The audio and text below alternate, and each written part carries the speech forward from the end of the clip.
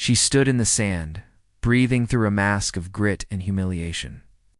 As the men around her laughed like she was nothing more than a joke, "You're going to die," one of them sneered, voice thick with certainty, as if her failure was already written in stone. She could feel the eyes on her, judging, mocking, waiting for her to break.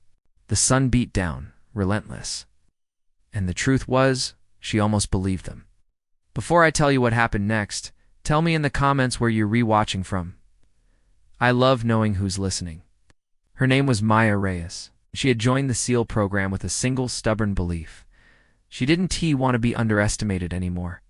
She wanted to prove that strength wasn't measured by size or noise, but by the courage to keep moving when everyone else wants you to stop. But on day one, the program had already begun to wear her down. Not with obstacles, but with the constant reminder that she didn't belong. The recruits ran drills until their legs became lead. They crawled through mud so thick it felt like the earth itself was trying to swallow them. They held their breath underwater, counting seconds like prayers. Every time Maya faltered, the others took a step closer, voices sharp, eager to make her feel smaller. She learned quickly that in this world, weakness wasn't something you were allowed to hide. It was something they hunted. When the instructors called for marksmanship training, Maya's hand shook. Not from fear, but from the memory of every insult thrown at her like a stone. She set her rifle on the sandbag and aimed.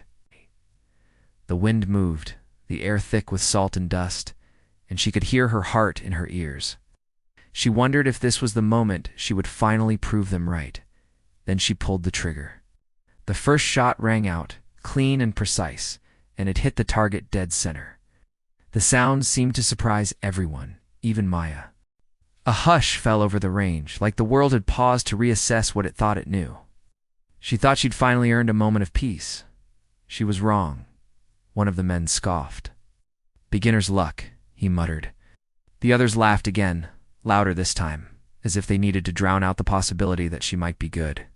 Maya wanted to scream. She wanted to tell them they were wrong, that she had trained in secret, that she had practiced until her fingers bled. She didn't. She didn't give them the satisfaction of seeing her anger.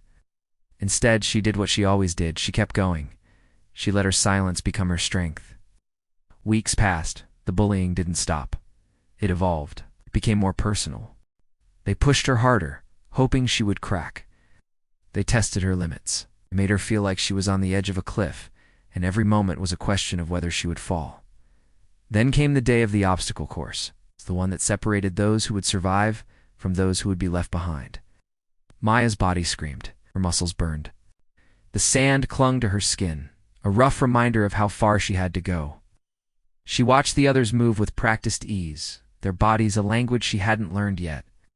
And then she saw the target, silhouette in the distance, barely visible through the haze of heat. The instructor's voice rang out, crisp and unforgiving. "You have one shot." Maya's mind raced. She felt the old fear creeping back, whispering the same lie.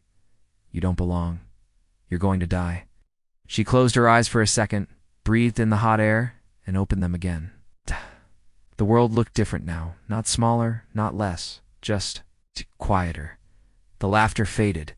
The insults became distant noise. She realized something. They weren't her enemy. But the real enemy was the doubt inside her. She raised her rifle. Her hands were steady. Breath was controlled. She aimed at the silhouette, and the desert seemed to hold its breath with her.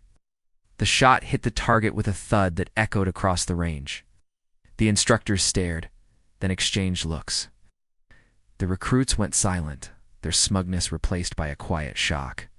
Maya lowered her rifle slowly, feeling the weight of what she had done. It wasn't a victory in the way the others wanted. It wasn't loud. It wasn't dramatic. It was just proof that she was capable. But the moment that changed everything wasn't the shot.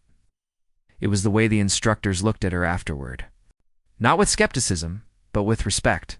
Not because she was a woman, but because she had refused to be broken. Years later, Maya stood in the same desert, but this time it was different. She was no longer the recruit being mocked. She was the sniper, the top SEAL sniper, the one they whispered about in the halls, the one they didn't dare underestimate. She thought about the men who had told her she was going to die. She thought about the way their voices had once made her feel invisible.